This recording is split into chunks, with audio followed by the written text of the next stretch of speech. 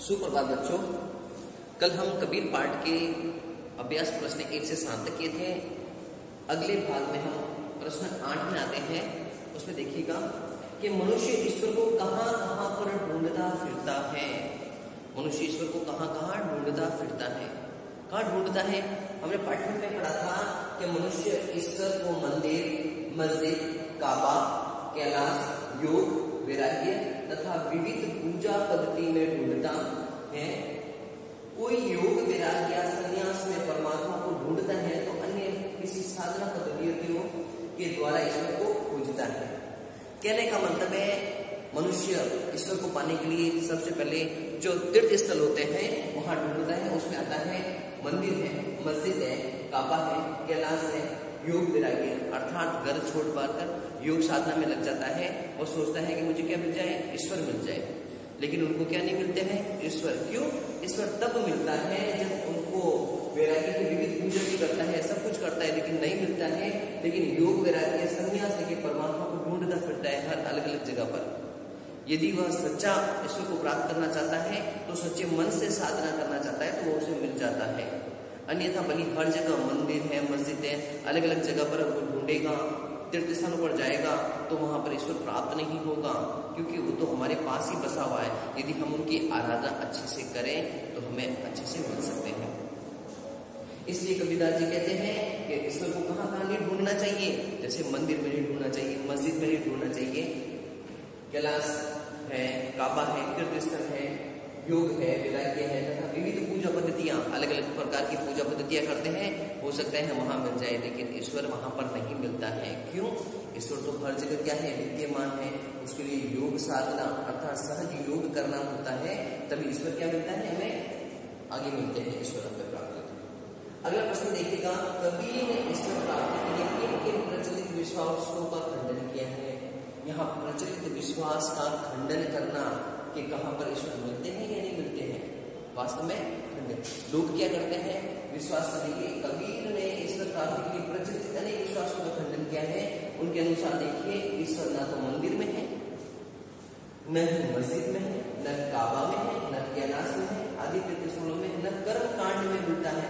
कर्म कांड का मतलब होता है पूजा करना, योग करना, साधना करना, अलग प्रकार के यज्ञ करना कि हो जाए, यज्ञ से प्राप्त करना, किसी की बलि देना तो हो सकता है कि ईश्वर प्राप्त हो जाए। क्या ईश्वर उसी से खुशी होता है? नहीं। ईश्वर तो किससे खुश होता है? ईश्वर खुश होता है अपने योग से, अपनी साधना से, मन के सहज योग से करता है, तभी ईश्वर मिलता है। तो खंडन करने का मतलब है किसी चीज का विश्वास, जो लोग विश्वास करते हैं उन चीज में भी क्या है, ईश्वर नहीं मिलता है। क्यों? क्या हम क्या करते हैं, पूजा पाठ के लिए मंदिर में जाते हैं, उनकी पूजा करते हैं, रोज तीर्थ करते हैं और हमें क्या है, ईश्वर प्राप्त हो जाता है क्या? नहीं। हमारे मन के अंदर ही है ईश्वर, तो वो कैसे प्राप्त होगा? मस्जिद में गए तो मस्जिद के अंदर हमने दुआ की, लेकिन क्या ईश्वर प्राप्त हुआ? नहीं। हमारे मन की संतुष्टि के लिए हमने क्या किया, उनकी आराधना की। काबा तीर्थ स्थल होता है, पवित्र स्थान माना जाता है, वहां पर भी जाता है, क्या ईश्वर प्राप्त हो जाता है? नहीं। उसके अलावा कैलाश पर्वत है, लोग कहते हैं कैलाश पर्वत पर जाएंगे और कैलाश पर्वत पर जाकर क्या करते हैं, ईश्वर की पूजा करते हैं, क्या वहां मिलता है? नहीं, वहां पर भी नहीं मिलता है।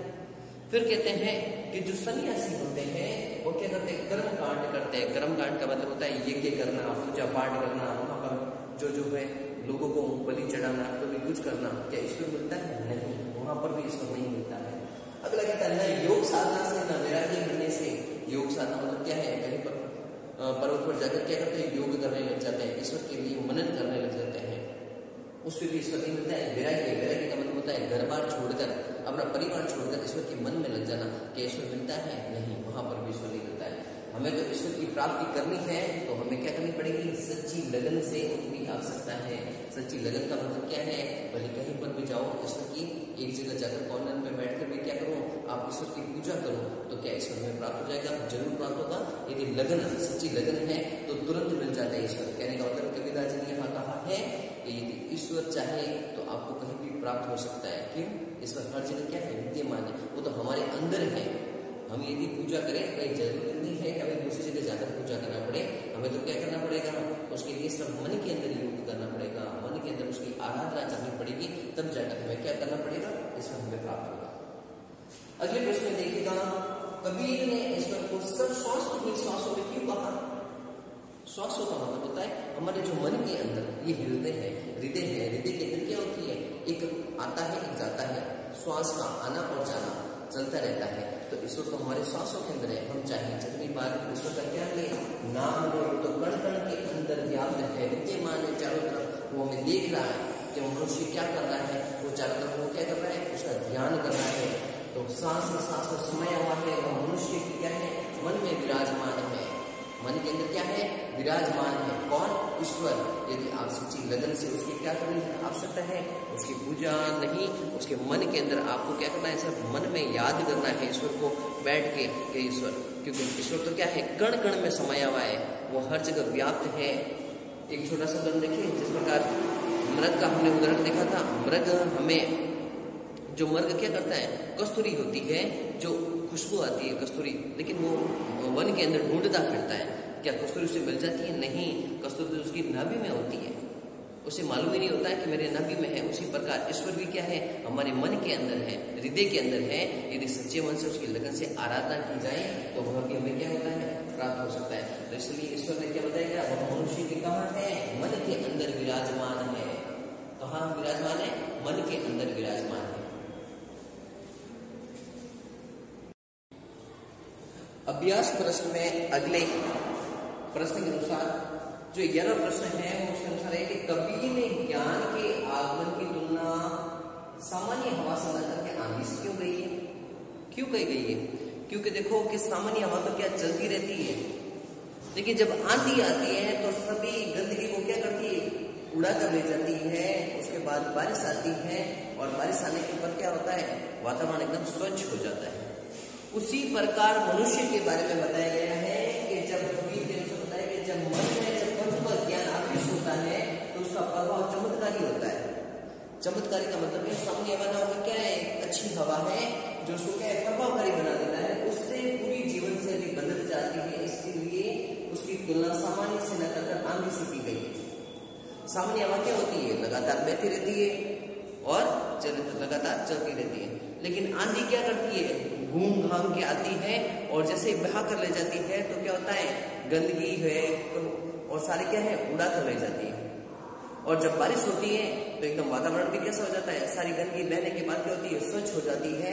इसी तरह कबीरदास जी ने बताया है कि जब मन में प्रभु का ज्ञान होता है, आवेश होता है तो उसका प्रभाव एकदम चमत्कारी बन जाता है। कैसे चमत्कारी बन जाता है, जब उनके जीवन शैली को क्या करता है, एक सामान्य व्यक्ति है और वो क्या है, उसका प्रभाव जब इसका प्रभाव पड़ता है तो उसका जीवन को पूरा बदल देता है। कैसे बदल देता है, वो इसलिए बदल देता है कि उसके अंदर जो दुख कष्ट थे वो सारे मिट जाते हैं और वो आंधी के अंदर क्या है, सारे बहकर चले जाते हैं। इसलिए उसको सामान्य हवा से न जाकर किससे की गई है, आंधी से की गई। अगला प्रश्न देखें, ज्ञान की आंधी का भक्त जीवन पर क्या प्रभाव पड़ता है?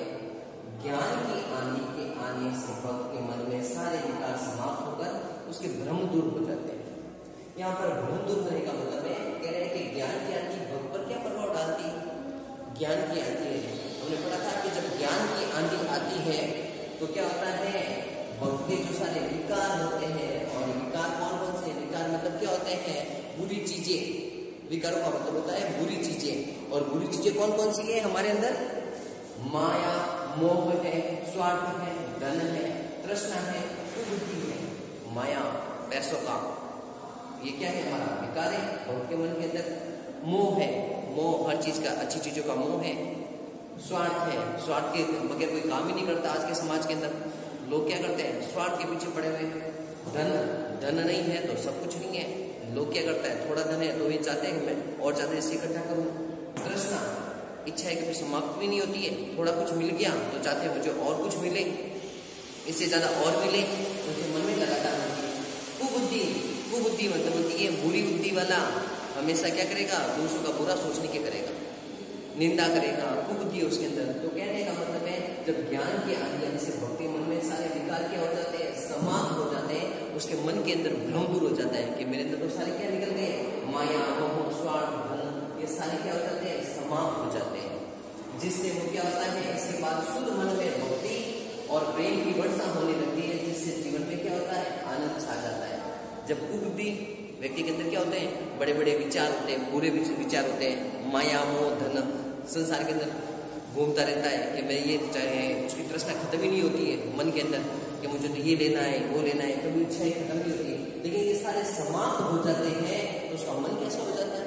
शुद्ध हो जाता है, वो भक्ति में लीन हो जाता है और प्रेम उसके अंदर प्रेम की वर्षा होने लगती है। प्रेम की क्या होने लगती है? वर्षा।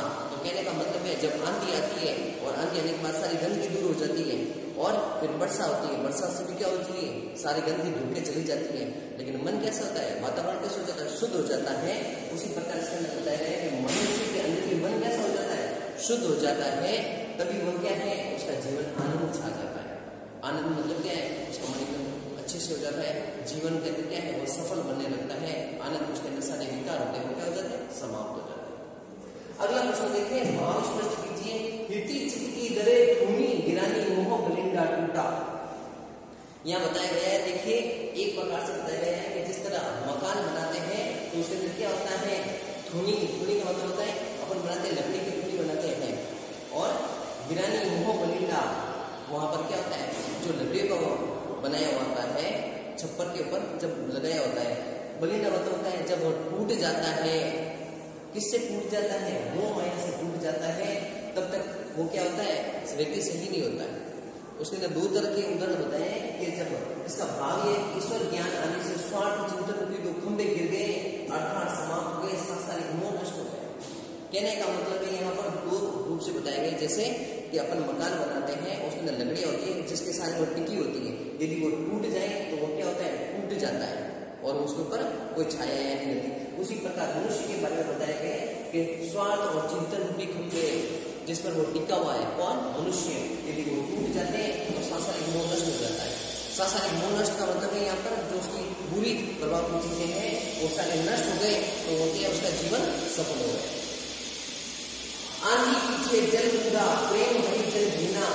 आंधी पीछे जल बूढ़ा कह रहे हैं, इसका भाव है ईश्वरीय ज्ञान आने पर प्रभु प्रेम के आनंद की जो वर्षा हुई है भक्त हृदय की तरफ से क्या हो गया? तन्मय हो गया। अब तन्मय कैसे हो गया? कहते हैं कि आंधी आती है और आंधी आने पर जल बूढ़ा, जल के अंदर भीग जाता है, डूब जाता है। डूब जाने पर क्या होता है? वो क्या होती है? जितनी भी गंदगी होती है उस डूबने के बाद वो क्या होती है? बह जाती है। किसमें? आंधी के पीछे। आंधी आने के पीछे जो वर्षा होती है जल के अंदर तो सारी गंदगी होती है भीगकर बह जाती है। उसी तरह प्रेम हरि जन भीना, तभी जाकर प्रेम जन का मतलब है लोग उस प्रेम को जान पाते हैं। किसके? हरि प्रेम को। हरि प्रेम को कब जान पाते हैं? जब हम क्या करें? हमारी बुराइयां, विकार, सांसारिक मोह माया सब कुछ चला गया तो हमें किसका ज्ञान हो जाता है? ईश्वरीय ज्ञान हो जाने से ईश्वरीय ज्ञान होता है तो प्रेम की गति होती है, वर्षा होती है। कैसी वर्षा? आनंद की वर्षा। तभी जगत क्या है? हृदय हमारा पूरा तन्मय हो जाता है, आनंद रूपी हृदय हो जाता है।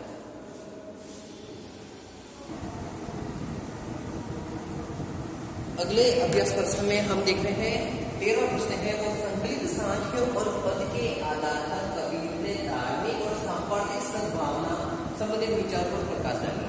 जब आपने पूरा पाठ पढ़ा उसके अंदर क्या बताया गया है कि कबीर ने अपने सांख्यों और पदों के अंदर मनुष्य को तर्क वितर्क आगदूत किया। तर्क वितर्क का मतलब होता है किसी का पक्ष विपक्ष मत करो, किसी की बात इस तरह से उधर मत करो, किसी की बुराई मत करो, तर्क वितर्क मत करो कि तू ऐसा है या वैसा है, तू बुरा है या अच्छा है। तर्क वितर्क करना छोड़ दीजिए। धार्मिक भेदभाव त्याग देना चाहिए कि मेरा धर्म तो हिंदू है, मेरा मुस्लिम है। धार्मिक भेदभाव और त्याग हो, उसके बगैर जीवन सफल नहीं है। ईश्वर तो एक है, हमने उनके नाम अलग अलग दे दिए हैं, तब हम क्या कर रहे हैं? भेदभाव कर रहे हैं। उनकी मान्यता थी कि निष्पक्ष होकर हरि का ध्यान करें। निष्पक्ष होकर, निष्पक्ष का मतलब होता है ना तो कोई धर्म है ना कोई बात। हमें ईश्वर का ध्यान करना है तो हमें तो क्या करना है? निष्पक्ष होकर सिर्फ ध्यान के अंदर मग्न होना है तो हमें ईश्वर मिल जाएंगे। वही ज्ञानी संत कहलाता है। वही क्या कहलाएगा? ज्ञानी संत कहलाता है। कबीर के अनुसार ईश्वर की खोज करना व्यर्थ है। उसकी खोज करना क्या है? व्यर्थ है। क्यों व्यर्थ है? भले ईश्वर को कहाँ ढूंढो, मंदिर मस्जिद काबा कैलाश सब जगह ढूंढो, क्या आपको मिले हैं? नहीं, क्योंकि वो तो क्या है? उनको खोज करना व्यर्थ है। वो तो मनुष्य की क्या है? हृदय के अंदर बसा हुआ है। हृदय में बसा हुआ मनुष्य के अंदर वह अज्ञानता के कारण मनुष्य भ्रम में पड़ा हुआ है कि ईश्वर क्या है, हो सकता है मंदिर में हो, मस्जिद में हो, या तीर्थ स्थान वाले जगह पर हो। जगह कौन? काबा, कैलाश पर्वत, गंगा, यमुना, वहां हो सकता है कि वहां मिल जाए ईश्वर। लेकिन सही मायने में देखें तो ईश्वर तो कहाँ है? हमारे हृदय के अंदर बसे हुए हैं। हम क्या करें? निष्पक्ष होकर उनका क्या करें? ज्ञान करें, उनका मनन करें, तो हमें क्या होता है? हमें ईश्वर मिल सकते हैं। और वही क्या कहलाता है? ज्ञानी संत कहलाता है। ये कौन कहते हैं? कबीरदास जी कहते हैं। अगला प्रश्न है, निम्नलिखित शब्दों के तत्सम रूप लिखो। यहाँ एक छोटा सा ध्यान रखना, तत्सम और तद्भव। तत्सम तो वो है जो हमारी बोलचाल के अंदर हम नहीं बोलते हैं, और तद्भव वे है जो हमारी बोलचाल के अंदर प्रयुक्त होते हैं। याद रखने का सबसे अच्छा तरीका है कि हम अपने घर के अंदर जो शब्द बोलते हैं वो तद्भव होते हैं, जो शब्द नहीं बोलते हैं वो तत्सम होते हैं। जैसे हमने बोले हैं पखा पखी, पक्ष और विपक्ष। हम पक्ष विपक्ष बहुत कम होते हैं, पखा पखी बोलते हैं। उसके बाद अनंत, अन्यंत्र, अन्यंत्र हम बोलते हैं। योग का योग बनता है, युक्ति का युक्ति बनता है, वैराग का वैराग्य, और निरपक्ष का निरपक्ष बनता है। तो ये तत्सम शब्द याद रखने का तरीका, खेत हम बोलते हैं खेत, क्षेत्र कभी नहीं बोलते हैं, हम खीर बोलते हैं, शील कभी नहीं बोलते हैं। तो कहने का मतलब है जो शब्द हमारी बोलचाल भाषा के अंदर प्रयुक्त होते हैं वे हमें तद्भव कहलाते हैं, और जो नहीं बोले जाते हैं वह तत्सम कहलाते हैं। तो ये थे हमारे कबीर पाठ के प्रश्न 1 से 14 तक हमने कर लिए हैं। ये अपने नोटबुक में अच्छे से उतारें, याद करें। पाठ कबीर